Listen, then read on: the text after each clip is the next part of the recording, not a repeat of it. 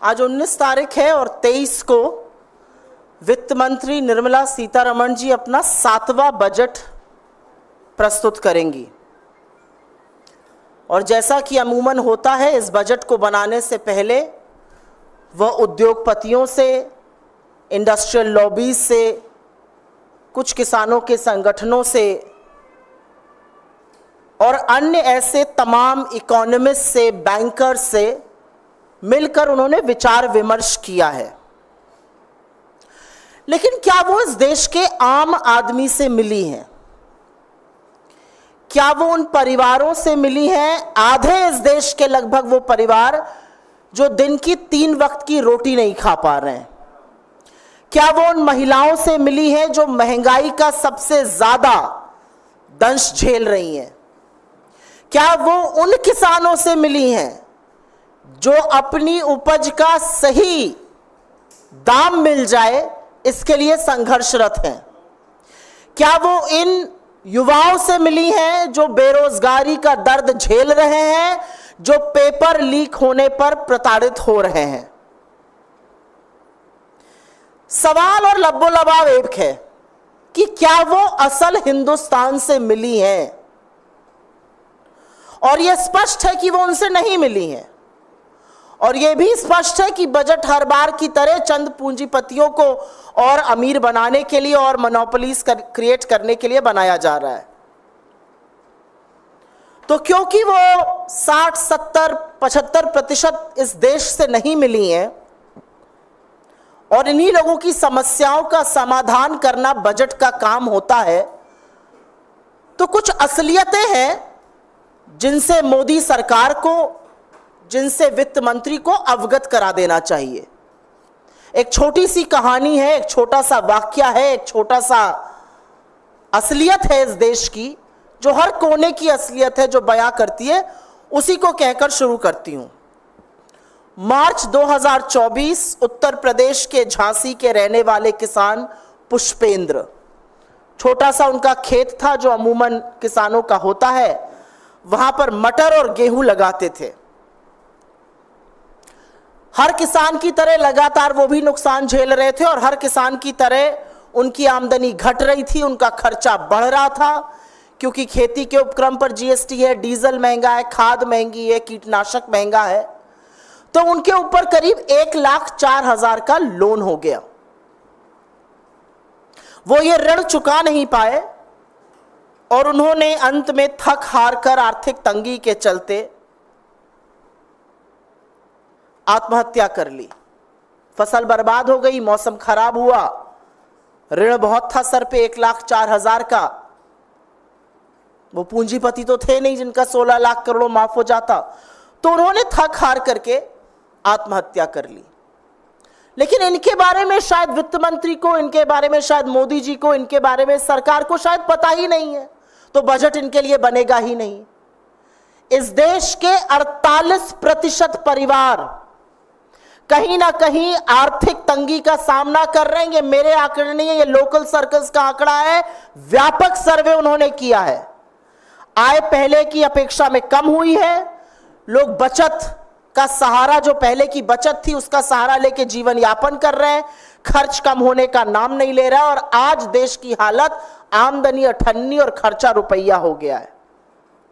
रोटी महंगी है, कपड़ा महंगा है, शिक्षा महंगी है, बिजली महंगी है, ट्रांसपोर्ट महंगा है, ये खर्च बढ़ते चले जा रहे हैं और विवश है परिवार अपनी भविष्य की जमा पूंजी को खर्चने के लिए।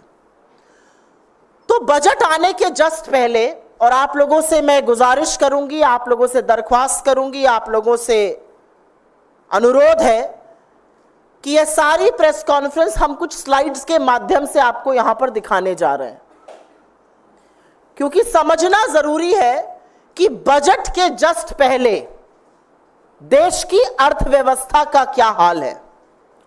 और शुरुआत हम उस आपदा से करते हैं जिससे कि यह देश जूझ रहा है, और वो है बेरोजगारी। गुजरात की टूटती हुई रेलिंग और मुंबई में कम पैसा देने वाली एविएशन के लोडिंग सेक्टर की नौकरियां और वहां पर आई लाखों की भीड़, इस सरकार की फिजूल की दलीलों का पर्दाफाश करती है। भयावह बेरोजगारी से हमारा देश जूझ रहा है। आंकड़े आपके सामने हैं, पहली वाली स्लाइड पे जाइए। आर्थिक कुप्रबंधन, नोटबंदी, आधे अधूरे जीएसटी और अकुशल कोविड प्रबंधन के चलते इस इकोनॉमी को 11.5 लाख करोड़ का नुकसान हुआ और 1.5 करोड़ से ऊपर नौकरियां नष्ट हो गईं। मोदी जी के कार्यकाल में यह स्लाइड जरूर देखिएगा, करीब करीब 3 लाख केंद्रीय पीएसयूज की सरकारी नौकरियां नष्ट हुई हैं। जो संविदा पर काम करते थे, अगली स्लाइड प्लीज, जो संविदा पर काम करते थे उनकी संख्या 2013 में 19% थी। वो 2022 में जो लास्ट ऑफिशियल आंकड़ा है बढ़ के 43% हो गई। ये आपदा है हमारे वक्त की, लेकिन अब मोदी जी इतनी लंबी फेंक रहे हैं कि आप लपेट ही नहीं सकते हैं। उन्होंने 8 करोड़ रोजगार दे दिए। किसको दिए, कहां दिए, कहां हैं ये नौकरियां? क्यों इतना छुपाकर, क्यों इतना ढककर दी गई, किसी को पता ही ना चला? ना नौकरी करने वाले को पता चल रहा है, ना देने वाले को पता चल रहा है। इस देश में एक और बहुत बड़ी आपदा है और वो है आर्थिक असमानता। आज हमारे देश में आर्थिक असमानता की जो दर है वो ब्रिटिश राज, ब्रिटिश हुकूमत के वक्त से भी बदतर है। इस देश की 1% आबादी, और अगर आप उस ग्राफ को ध्यान से देखिएगा, जो लास्ट वाला ग्राफ है, वो 1% आबादी का इस देश की वेल्थ, 40% वेल्थ पर आधिपत्य है। और इस देश की आधी आबादी की वेल्थ भी आप क्लियरली देख रहे हैं, जो पहला ग्राफ है। इतना अंतर है, इतनी बड़ी खाई है, इतनी बड़ी आर्थिक असमानता है। इस देश का अमीर और अमीर हो रहा है, इस देश का गरीब और गरीब हो रहा है। क्या बजट इस खाई को पाटने के लिए कुछ करेगा? अगली मार, और ये मार आप चाहे अमीर हो, चाहे गरीब हो, चाहे मध्यम वर्ग के हो, चाहे काम करते हो या ना करते हो, इसका दंश हम सब झेल रहे हैं, और वो है महंगाई। और मैंने बार बार इस मंच से कहा है, महंगाई के ग्राफ पे जाइए, मैंने बार बार इस मंच से कहा है कि सखी सैया तो नईखे कमात है, महंगाई डायन खाए जात है। आपको आंकड़ों में उलझाया जाएगा, लेकिन असलियत यह है कि फूड इन्फ्लेशन इस सरकार की नाक के नीचे लगातार 9% के ऊपर बना हुआ है। लास्ट रीडिंग जून की 9.5%, 10% के आसपास फूड इन्फ्लेशन है। सब्जियों के दाम में करीब करीब 30% की बढ़ोतरी हुई है। अमीर को शायद फर्क ना पड़ता हो, लेकिन गरीब की थाली से आपने सब्जी भी गायब करने का काम किया है। और महंगाई हर तरफ है। महंगाई ट्रांसपोर्ट में है, कपड़ा महंगा है, उस पर जीएसटी है, स्कूल की फीस दुगनी हो गई है, इस तरह की महंगाई है। तो महंगाई से लोगों की कमर तोड़ने का काम किया। क्या यह बजट महंगाई को एड्रेस करेगा? उसके बाद उपभोग, कंजम्पशन।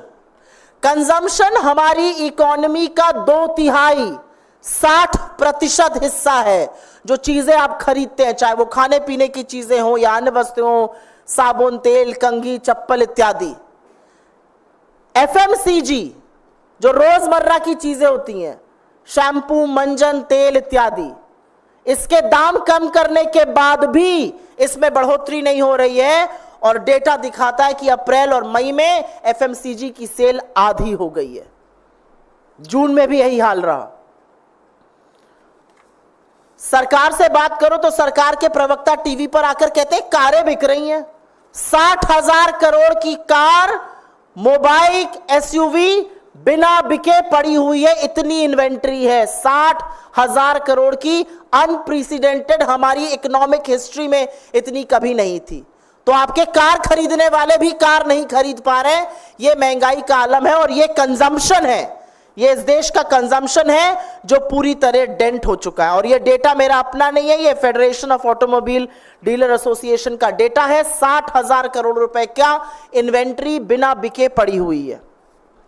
अगली बात, और मुझे लगता है इस सबसे हम कहीं ना कहीं, ना भी कहें, इज्जत बचाने के लिए झेल रहे हैं, और वो है हम सब पर बढ़ता हुआ कर्ज और घटती हुई बचत।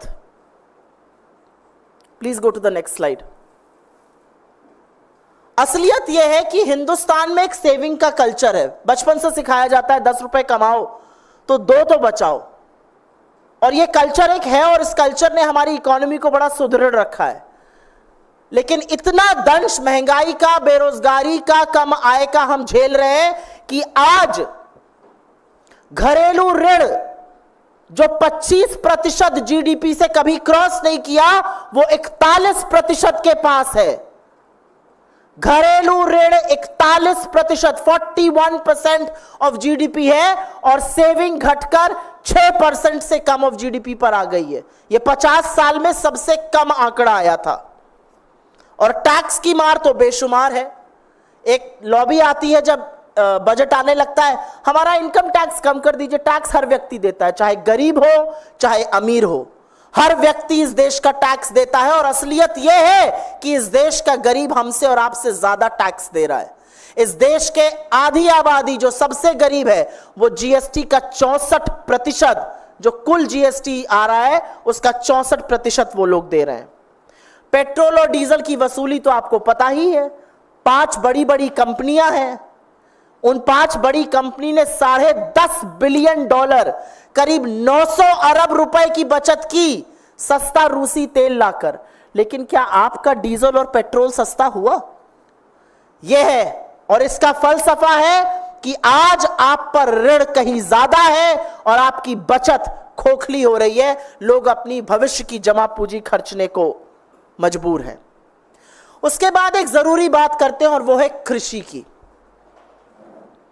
इस देश की अधिकांश आबादी खेतों में काम करती है। जो शहर नौकरी करने आ गई थी, उनको मोदी जी ने मजबूर कर दोबारा खेतों में भेज दिया काम करने के लिए। यह असलियत है। People enrolled with agriculture have gone up manifold. वित्तीय वर्ष 2024 में कृषि की जो वृद्धि थी वो 1.4% थी। बीजेपी के लोग आकर आपसे कहेंगे 8.2% ग्रोथ। उस 8.2% ग्रोथ में कंजम्पशन की ग्रोथ 4% और एग्रीकल्चर की ग्रोथ महज 1.4%। इसमें हमारे सबसे ज्यादा लोग काम करते हैं। यह पिछले वित्तीय वर्ष में 4.7% थी, वहां से लुढ़क के 1.4% आई, जैसा कि यह ग्राफ आपको दिखा रहा है। तो क्या सरकार ज्यादा खर्चा करती है? क्या सरकार ज्यादा काम करने लगती है? अब देखिए दूसरा ग्राफ, और यह ग्राफ मोदी सरकार की असलियत, उनकी बदनीयत बयां करता है। कृषि का एक बजट होता है और एक टोटल बजट होता है। वित्तीय वर्ष 2024 में कृषि का बजट 2.78 था, जो लास्ट वाला ग्राफ है। उसके पहले वाले साल में वो 3.36% था, और उसके पहले वाले साल में वो 3.7% था। तो इतने बड़े बजट का जो 3.7% होता था कृषि का बजट, वो अब घट के 2.7%, 1% कृषि का बजट घटा दिया गया। वो कृषि जिसमें हमारे सबसे ज्यादा लोग काम करते हैं, वो कृषि जिसकी बढ़ोतरी से इस देश की बढ़ोतरी होगी, उसके बजट को लगातार घटाने का काम मोदी सरकार ने किया है। 3 साल का आंकड़ा आपके सामने है। 3.7% से घटाकर 2.7% कर दिया गया है। अब बात करते हैं जो गुलाबी अखबार आपसे बताते हैं इन्वेस्टमेंट की। Investment is an act of faith. आपसे कोई कहेगा मेरी कंपनी में पैसा लगा दीजिए, तो आप कंपनी के क्रेडेंशियल्स देखिएगा, कैसे लोग हैं, कैसा धंधा है, आगे चल के कैसे वो बढ़ सकता है, इत्यादि इत्यादि। बड़ी बड़ी बातें मोदी जी करते हैं, उनसे बड़ा ढोंग और उनसे बड़ा ढोल इंडस्ट्री वाले पीटते हैं। लेकिन असलियत यह है कि they are not willing to put money where their mouth is. Sluggish investment, investment पूरी तरह से कुंद है, इन्वेस्टमेंट पूरी तरह से मंदा है, सुस्त है। और अगर ग्रॉस फिक्स्ड कैपिटल फॉर्मेशन जो एक मानक होता है इन्वेस्टमेंट का देखा जाए, तो यूपीए के टाइम पर यह जीडीपी का 30% होता था, आज 20 से 25% के बीच में अटका हुआ है। तो ये सब लोग जो मोदी जी की इतनी तारीफ करते हैं टीवी पर आकर, इंडियन इंडस्ट्री वाले, वाजी वाजी क्या बढ़िया कमाल कर दिया, इन्वेस्ट क्यों नहीं कर रहे हैं? क्योंकि उनको इस सरकार की नीतियों पर भरोसा नहीं है, क्योंकि वो ईडी, सीबीआई, इनकम टैक्स के रेड से तंग आ चुके हैं, क्योंकि वो ये जानते हैं कि सरकार निवेश बढ़ाने के लिए, उपभोग बढ़ाने के लिए, आय बढ़ाने के लिए कोई काम नहीं कर रही है। और कोई भी पूंजीपति इन्वेस्ट तब करता है जब उसका रिटर्न ऑन इन्वेस्टमेंट अच्छा होता है। अगर देश खरीद ही नहीं रहा है चीजें, तो लोग बनाएंगे क्यों? और जितनी चीजें कम बनेंगी उतना इन्वेस्टमेंट कम होगा, उतनी नौकरियां कम बनेंगी। ये कुचक्र है, इसलिए इन्वेस्टमेंट नहीं हो रहा है। जब इन्वेस्टमेंट की बात करो तो बीजेपी वाले बड़ा सीना ठोक कर बोलते हैं रिकॉर्ड एफडीआई आ रहा है। उसकी भी असलियत देख लीजिए। ये जो रिकॉर्ड एफडीआई है, ये वित्तीय वर्ष 2021 में करीब करीब $60 बिलियन था। ये पिछले वर्ष 5 साल में घटकर $44 बिलियन रह गया है। तो ये भी फर्जीवाड़ा। और इसका सच ये है, ना इंडियन इंडस्ट्री इन्वेस्ट कर रही है, ना ग्लोबल इन्वेस्टर्स आपकी बात मानने को तैयार हैं।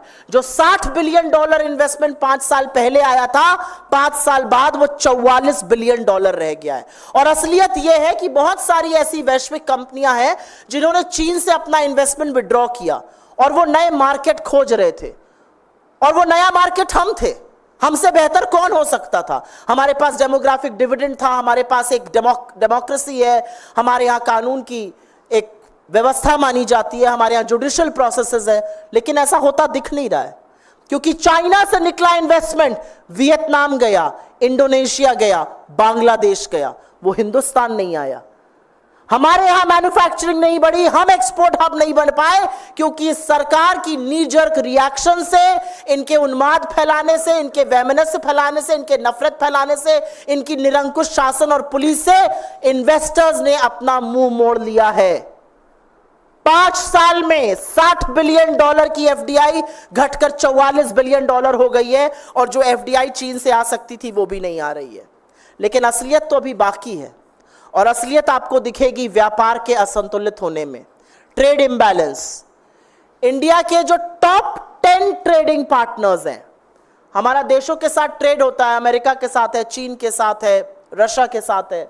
हमारे जो टॉप 10 ट्रेडिंग पार्टनर्स हैं, उसमें से 9 के साथ हमारा ट्रेड इम्बैलेंस है, ट्रेड डेफिसिट है। इसका मतलब है कि हम उनसे इंपोर्ट ज्यादा कर रहे हैं, आयात ज्यादा कर रहे हैं, उनको निर्यात कम कर रहे हैं। हम उनसे सामान खरीद ज्यादा रहे, उनको बेच कम रहे, इसलिए ट्रेड डेफिसिट है। हम उनकी इकोनॉमी चला रहे हैं, लेकिन वो हमारा कैपिटल ड्रेन कर रहे हैं। और आपको पता है कि हमारा सबसे बड़ा ट्रेडिंग पार्टनर कौन है? हमारा सबसे बड़ा ट्रेडिंग पार्टनर मोदी जी का परम प्रगाढ़ मित्र चीन है।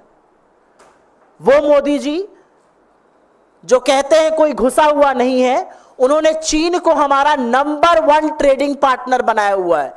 चीन के साथ हमारा ट्रेड डेफिसिट $80 बिलियन से भी ज्यादा है। तो चीन जो लद्दाख में धृष्टता करता है, उसकी सेना को पैसा हम दे रहे हैं। चीन के साथ आंख में धूल झोंकने के लिए कुछ ऐप बैन कर दिए गए, टिकटॉक वगैरह। और चीन को लगातार अपना सबसे बड़ा ट्रेडिंग पार्टनर बनाने का काम नरेंद्र मोदी की सरकार ने किया है। चीन के साथ हमारा ट्रेड करीब करीब $118 बिलियन है, जिसमें से कि डेफिसिट $80 बिलियन का है। हम उनसे आयात ज्यादा करते हैं, उनको निर्यात बहुत मामूली संख्या में कर पा रहे हैं। इसके बाद बात करते हैं रुपए की। आपको याद है ना, गुजरात के मुख्यमंत्री नरेंद्र मोदी क्या कहते थे? जैसे जैसे रुपया गिरता है, वैसे वैसे प्रधानमंत्री की साख गिरती है। 58 पर रुपया दिया गया था 2014 में, आज रुपया 84 के पार है। और मुझे कभी कभी यह शंका होती है कि नरेंद्र मोदी रुपए से भी शतक लगवाना चाहते हैं, जैसे पेट्रोल से लगवाया। हो सकता है किसी ने उनको समझा दिया हो कि 1 सेंचुरी यहां भी लगवा दीजिए। महामानव है, नॉन बायोलॉजिकल है, समझ में आ गया होगा। 84 के पास रुपया है, 58 पर दिया गया था। सबसे पहले तो यह पूछना चाहिए कि भाई प्रधानमंत्री की साख कितनी गिर गई। अब वो 2-3 चीजें जिससे हमारा, ये कुछ इकोनॉमिक चीजें हैं तो बहुत सारे लोगों को लगता है इससे हमारा क्या लेना देना है। इन सब चीजों से हमारा लेना देना है। इन्हीं के चलते महंगाई बढ़ती है, इन्हीं के चलते आर्थिक असमानता बढ़ती है, इन्हीं के चलते निवेश कम होता है, इन्हीं के चलते उपभोग कम होता है। लेकिन अब कुछ मूल वो चीजें जो कि आप सुनकर चौंक जाएंगे और जिस पर लगातार झूठ बोला जाता है। आपको क्या लगता है हिंदुस्तान को सबसे ज्यादा खर्च अपनी किन चीजों पे करना चाहिए? मेरा मानना है शिक्षा पर। हम दुनिया के सबसे युवा राष्ट्र हैं, हमारी 60% आबादी 35 वर्ष से आयु में कम है, हम डेमोग्राफिक डिविडेंड की बात करते थकते नहीं हैं, लेकिन हम अपने एजुकेशन बजट को 7% इस साल काट देते हैं। हम यूनिवर्सिटी ग्रांट्स कमीशन जो हायर एजुकेशन का बजट है उसको 61% काट देते हैं। ऐसा पहले कभी नहीं हुआ है। न पढ़ेगा इंडिया न पूछेगा इंडिया। ज्यादा पढ़ लिख लेंगे लोग वही तो सवाल करेंगे, ज्यादा पढ़ लिख लेंगे लोग तो उन्हीं को तो समझ में आएगा कि कैसे ये सरकार हमारा मूर्ख बना रही है। तो ना रहेगा बांस ना बजेगी बांसुरी, पढ़ाओ ही मत लोगों को। 7% बजट एजुकेशन का इससे पहले किसी सरकार ने नहीं काटा है। और एक आंकड़ा आपकी जानकारी के लिए बता दूं, as a percentage of the overall budget, education budget को निरंतर घटाने का काम पिछले 10 साल में किया है। यूपीए की सरकार करीब करीब 0.6% आवंटित करती थी, इन्होंने घटाकर 0.4% कर दिया है। कहां इसको 6% ले जाने की बात करते थे। स्वास्थ्य, ये ग्राफ अपने आप में बहुत कुछ बयां कर रहा है, वो फोटो भी बहुत सारी चीजें दिखा रही है। अभी अस्पताल चले जाइए तो जीएसटी देना पड़ेगा अगर स्वास्थ्य खराब हो जाए, दवाइयों पर भी जीएसटी है। लेकिन हेल्थ पर एक्सपेंडिचर लगातार कम हुआ है। पिछले 5 सालों में टोटल बजट का हेल्थ पर एक्सपेंडिचर 2.4% से घटकर 1.9% हो गया है। 2.4% 5 साल पहले हम टोटल बजट का स्वास्थ्य पे खर्चा करते थे, अब 1.9 करते हैं। और आप सब जानते हैं कि 2023 में हमारे देश के 16 लाख ऐसे बच्चे हैं जिनको एक भी टीका नहीं लगा है। बच्चे के जन्म से उसके 1 साल की उम्र तक बच्चे को 9 से 10 टीके लगते हैं। डिप्थीरिया का, टेटनस का, चेचक का, हेपेटाइटिस का, पोलियो का। और इन्हीं के चलते हम पोलियो से मुक्त हो पाए, इन्हीं के चलते हम चेचक से मुक्त हो पाए। लेकिन इस सरकार ने वो कर दिखाया जो पहले किसी ने नहीं किया था। 16 लाख हमारे बच्चे ऐसे हैं, 2.5 करोड़ बच्चे हिंदुस्तान में हर साल पैदा होते हैं, 16 लाख बच्चों को एक भी टीका नहीं लगा है। तो हम क्यों ना ये भय और आशंका लेकर चलें कि क्या पोलियो और चेचक जैसी बीमारी दोबारा से लौट सकती है? इसका जिम्मेदार कौन है? असलियत यह है कि यूपीए की सरकार ने इस देश को पोलियो मुक्त किया, तमाम वैक्सीनेशन दिए, ढिंढोरा नहीं पीटा। यहां ढिंढोरा पीटने और एहसान लादने से ही फुर्सत नहीं है। लेकिन कोविड से सीखा क्या? नील बटा सन्नाटा। हेल्थ का बजट 2.4% से घटा के 1.9% किया और 16 लाख बच्चों को टीकों से रहित रखा। ये वो देश है जो वैश्विक भूख के सूचकांक में, द हंगर इंडेक्स में 111वें नंबर पे है 125 देशों में। हमारे यहां कुपोषण एक त्रासदी है। और लास्ट 2 चीजों की बात करके आपके सवाल लूंगी। Creation of monopolies, sector after sector after sector, दूरसंचार, airline, cement, steel, airport, tyre, हर जगह जो पहले 2-3 लोग हैं उन्होंने पूरा का पूरा मार्केट शेयर कैप्चर किया हुआ है। और मार्केट शेयर कैप्चर करने का मतलब क्या होता है? मार्केट शेयर कैप्चर करने का मतलब होता है कि अगर एक आपके टेलीफोन के दाम और डेटा का बिल बढ़ाएगा तो दूसरा उसके तुरंत बाद बढ़ाएगा, तीसरा उसके बाद बढ़ाएगा। अभी बढ़ा है ना बिल आपका? क्यों बढ़ा है? क्योंकि ये क्रिएशन ऑफ मोनोपोलीज है। ये जो ओलिगार्क्स क्रिएट किए जा रहे हैं सेक्टर आफ्टर सेक्टर में, ये डेटा वो दिखाता है आपको क्या बजट इन मोनोपोलीज को ब्रेक करेगा या हर बार की तरह मोनोपोली को और सुदृढ़ करेगा। और अंत में, क्योंकि रेलवे का तो बजट अब आता ही नहीं है, फाइनेंस मिनिस्टर ही उस पर बात करती हैं। ये बालासोर की पिक्चर है, 300 से ज्यादा लोग शहीद हो गए थे। फिर जलपाईगुड़ी का हादसा हुआ, कल गोंडा में हादसा हुआ। हर बार मृतकों की एक सूची आती है, हम सब संवेदना और श्रद्धांजलि का एक शब्द कहते हैं और वो बात लगता है वहीं पर खत्म हो जाती है। तो रेलवे को सुरक्षित बनाने के लिए इस बजट में क्या होगा, आज देश ये जरूर पूछना चाहता है. I will very briefly, and if you can reload the presentation please, I will very briefly speak about some of the most important economic parameters. The economic landscape which has been completely ruined, and it's important to discuss this because Nirmala Sitharaman, India's finance minister, is soon going to present her 7th union budget. And on your screens right now, note ban, GST, COVID resulted in a loss of 11.3 lakh crore to India's economy and extinguished 1.6 crore informal sector jobs. The reality also is, as far as joblessness is concerned, that 2.7 lakh central PSU jobs have been lost under Mr. Modi, and the number of people working on contract has gone up from merely 19% in 2013, the next slide please, to 43% in 2022, the last available official figures. If this is not the absolute disaster of our times, then what is? Joblessness has to be priority number 1 to be addressed in the budget. Is she going to do that? I have all my doubts about it. Inequality. India is seeing rising levels of inequality. Our economic inequality today is at worse levels than it was under the British Raj. 1% of India's population, the last graph there tells you the story. 1% of India's population controls 40% of this country's wealth. High prices. Each time you speak about high prices, they will talk about growth. They don't even understand the real rate of growth. The reality is that food inflation in India has been consistently over the 9% mark. And the last reading is close to 10% with vegetable prices at over 27% growth. How are the poor and middle class coping up? The reality is that the poor and the middle class have to pay more for fee, they have to pay more for clothes, they have to pay more for medicines, they have to pay more for transport, they have to pay more for food, and this is the economic reality of our times. High prices, high inflation has really broken the back of India's middle class and India's poor. Consumption. It forms nearly 60% of our GDP, which is 2/3 of our GDP. India is a consumption-led economy, and consumption has been totally muted. FMCG has seen price cuts, but sales haven't taken off. 60,000 crore worth of auto inventory is lying unsold.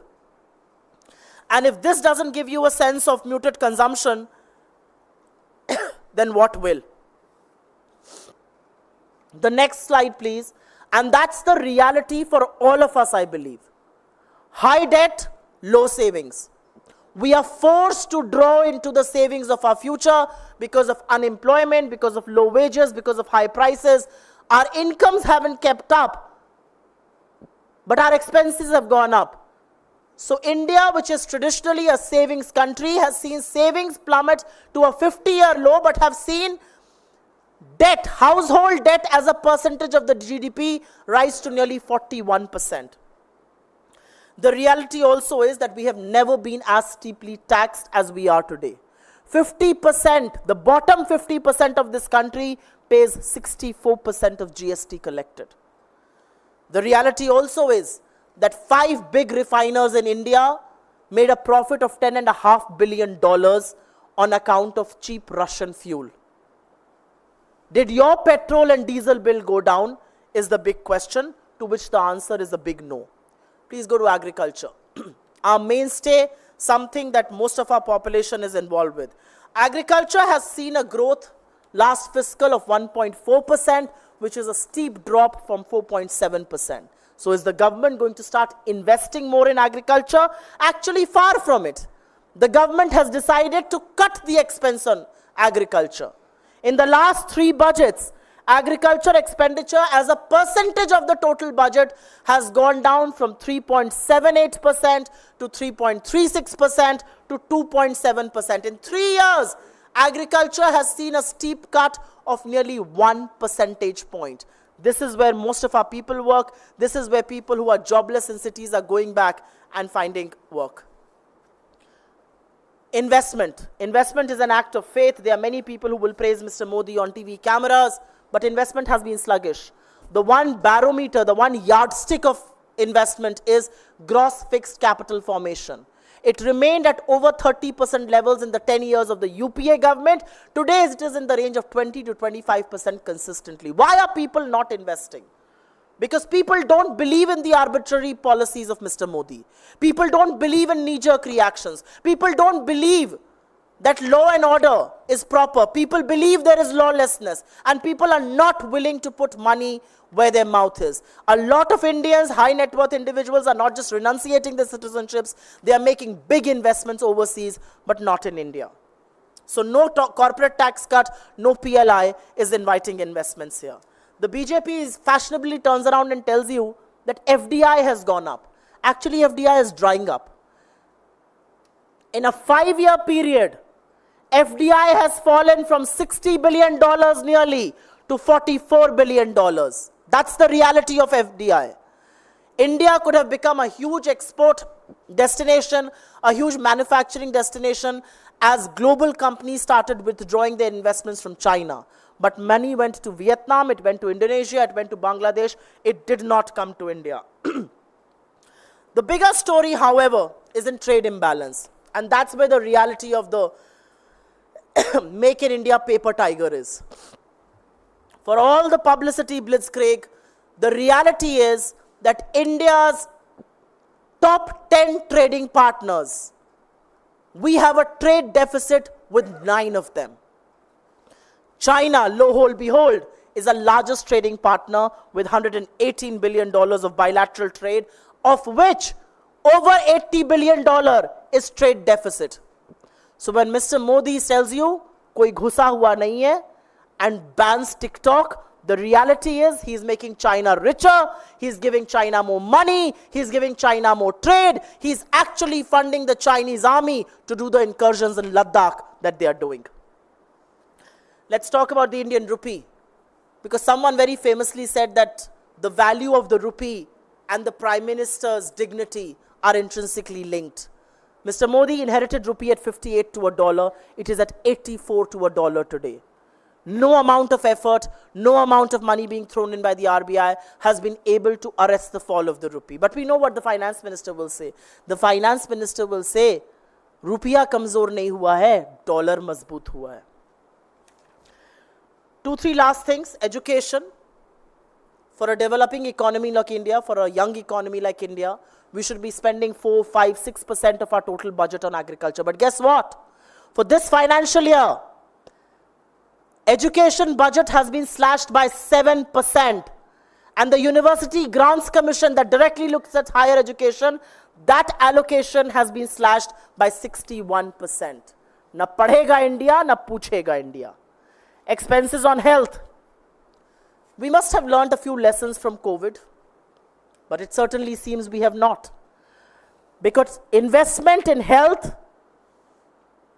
as a percentage of the total budget in the last 5 years has shrunk from 2.4% to 1.9%. And in the year 2023, India failed to vaccinate 16 lakh of our children. 0-dose children. Children are typically given 9 to 10 vaccines in the age group of being born to 1 year. They'd received 0 dosage. So imagine the possibility of a polio or a smallpox that has been eradicated coming back, and it's squarely, the blame squarely lies on the Narendra Modi government. What they have, however, successfully done is created monopolies. Sector after sector, steel, cement, telecom, airlines, aviation, tires, one sector after the other has seen monopolies built. This budget, my apprehension is, will see more monopolies being built. And last but not the least, this is a picture from Balasore in Orissa last year. 300 lives lost. Another train accident in Jalpaiguri. We saw several lives lost there, upwards of 40. Another train accident in Gonda. We see several lives being lost there. But who's learning a lesson? And what is being done to make railways safer for our people? Will the finance minister allocate more funds? Will those funds be used? Will those funds not be used to buy foot massages and crockery for Indian Railways and be used to protect our citizens?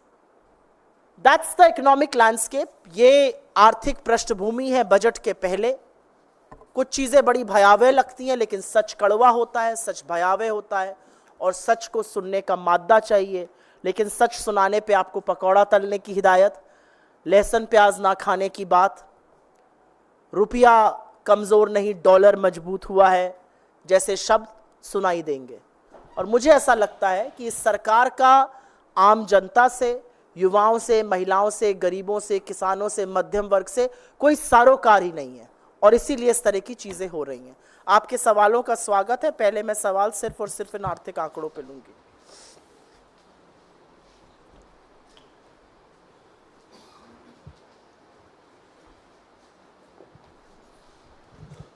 There are no economic journalists in this crowd. ये सब तो आपके मतलब की भी बातें हैं. धन्यवाद.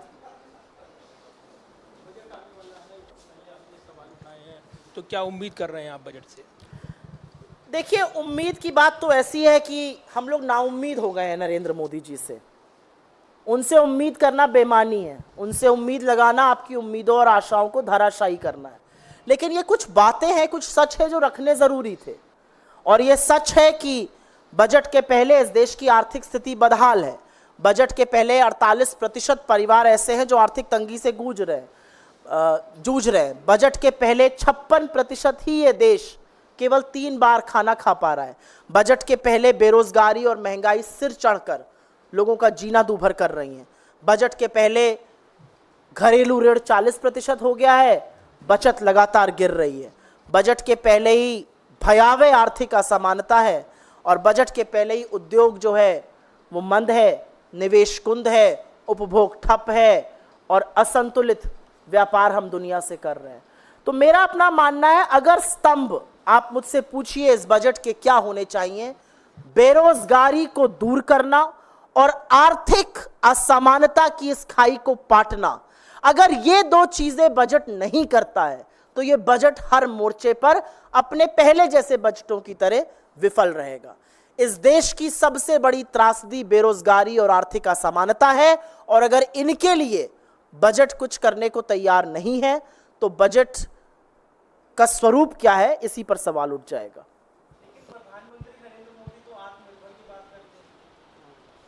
40% ऋण लेकर बड़े आत्मनिर्भर हो गया देश. ये घरेलू ऋण की, और ये मेरा डेटा एक भी नहीं है, ये सब सरकारी डेटे हैं. ये आंकड़े सुप्रिया श्रीनेत ने या कांग्रेस पार्टी ने घर पे बैठ के नहीं बनाए.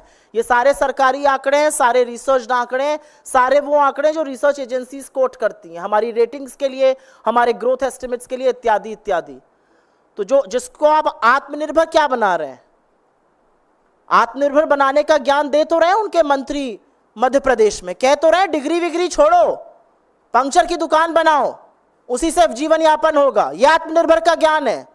अपने बच्चों को बॉस्टन और न्यूयॉर्क पे पढ़ाइएगा, और देश के बच्चों को कहिएगा पंक्चर की दुकान खोल लो, देश की बच्चों को कहिएगा पकौड़े तल लो, देश के लोगों को कहिएगा मैं लहसुन प्याज ही नहीं खाती, अब शायद टमाटर भी नहीं खाती होंगी, 140 रुपए किलो मिल रहा है. सुन रहे हैं? तो मेरा अपना मानना है ये सब स्लोगनबाजी है. आत्मनिर्भर बन गया इंडिया. क्या आत्मनिर्भर बन गए हम? 40% लोग जो हैं, 40% जीडीपी का ऋण घरेलू है. कहां से आत्मनिर्भर बने हम?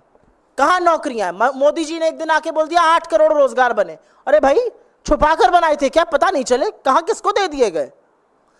50-50 हजार जो रोजगार थे वो तो खड़े होकर खुद उसके प्रशस्ति पत्र बांट रहे थे, और ये 8 करोड़ बता दिए, पता ही नहीं चले लोगों को. जी, इस पे और कोई सवाल? जी,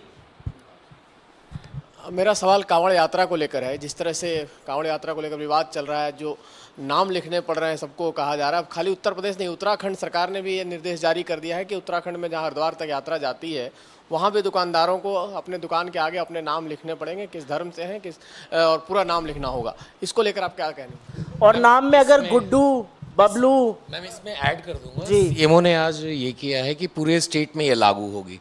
उत्तर प्रदेश के सीएमओ ने, पहले एक शहर में था सिर्फ कांवड़ यात्रा के लिए.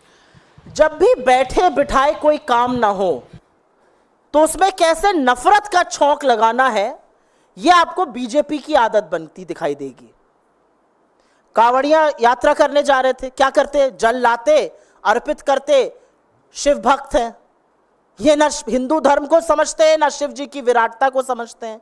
इन्होंने कहा तख्ती लगा दो, तख्ती पर बबलू लिखा रहेगा तो क्या करिएगा? खरीदिएगा कि नहीं खरीदिएगा? तख्ती पर गुड्डू लिखा रहेगा तो क्या करिएगा? मुन्ना लिखा रहेगा तो क्या करिएगा? क्या क्या तमाशे करते हैं ये लोग। मतलब कभी तो जोड़ने की बात करो, कितना तोड़ेंगे? इस देश ने आपकी इसी राजनीति को नकार कर 63 कम करके आपको बैसाखियों का सहारा दे दिया है। और मैं कुछ बोलूं इससे पहले इनके खुद के घटक दल क्या कह रहे हैं वो सुन लीजिए। आरजेडी से लेकर आरएलडी तक सब इसका विरोध कर रहे हैं और कह रहे हैं ऐसा कानून वापस होना चाहिए। हम क्या समाज बनाने जा रहे हैं? भगवान ना करे अगर एक्सीडेंट हो जाए और डॉक्टर वहां पर मुसलमान हो तो इलाज कराइएगा कि नहीं कराइएगा? खून अगर मुसलमान से लेना पड़े, एक ही व्यक्ति हो, तो लीजिएगा कि नहीं लीजिएगा या मर जाइएगा? मतलब हम क्या समाज बना रहे हैं? हम किन चीजों में पढ़ रहे हैं? इन चीजों में इसलिए पढ़ रहे हैं जिससे कि आप इस भयावह इकोनॉमिक त्रासदी की, भयावह बेरोजगारी की, भयावह महंगाई की, आर्थिक असमानता की, बढ़ते हुए ऋण की, घटती हुई आय की, खत्म होती खोखली होती बचत की बात मत करिए। इसी में उलझे रहिए। कौन तख्ती लगा रहा है कौन नहीं लगा रहा है ये मत पूछिए कि मेरे बच्चों का एजुकेशन बजट आपकी हिम्मत कैसे हुई 7% काटने की। इसी में उलझे रहिए, कौन तख्ती लगाएगा कौन नहीं लगाएगा। अरे सेब अब्दुल बेचे या अनिल बेचे, सेब मीठा होना चाहिए, इसमें कौन सी बड़ी बात है। और मैं एक बात और आपको बता दूं, ये थोड़ी मेरे लिए निजी बात है। ये जाहिल वही लोग हैं जो अयोध्या हारने पर हिंदुओं का बहिष्कार करने की वकालत कर रहे थे, जो कहते थे अयोध्या जाओ तो अपना पानी लेके जाओ, अपना खाना लेके जाओ, अपनी पूजा की सामग्री लेके जाओ। ये हिंदुओं का भी बहिष्कार करते हैं। ये किसी के सगे नहीं है, ये सिर्फ अपनी गंदी राजनीति की रोटियां सेकने का काम करते हैं।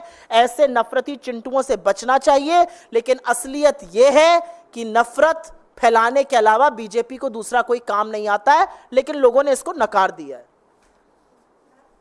जी, मांग की जा रही है उनके राज्यों के लिए, उसे लेकर आप क्या?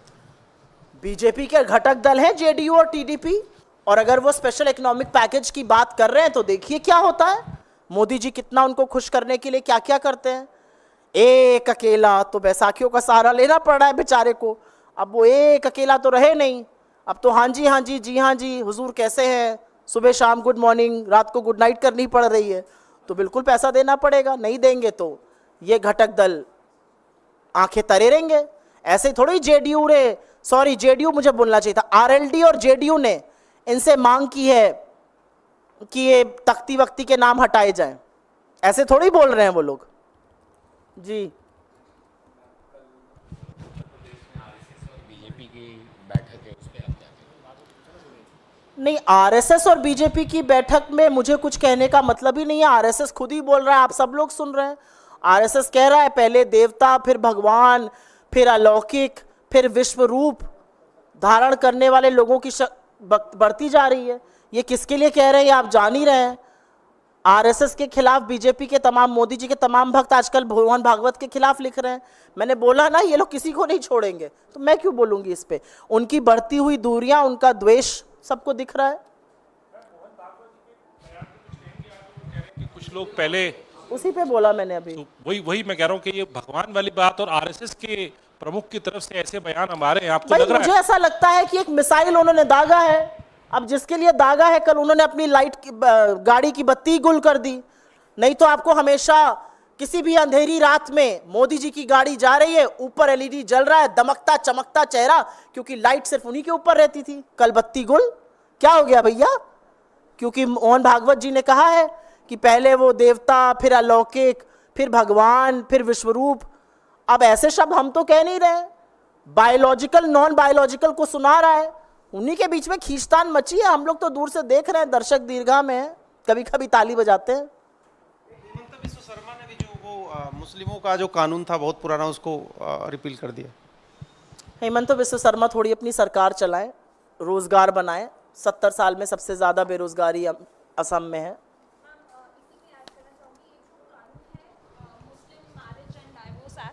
बेसिकली इसमें मैम कुछ प्रोविजंस थे जो अलाउ करते थे चाइल्ड मैरिज को, और उसी को लेकर अब कहा जा रहा है असम सरकार की तरफ से कि वो इसको रिपील करेंगे। हालांकि इस पे विरोध भी हो रहा है। कांग्रेस का इस पे ऑफिशियल स्टैंड क्या है, क्योंकि चाइल्ड मैरिज कांग्रेस का ऑफिशियल स्टैंड हमारे असम के प्रमुख बताएंगे आपको। बस धन्यवाद बहुत बहुत आप सब लोगों का।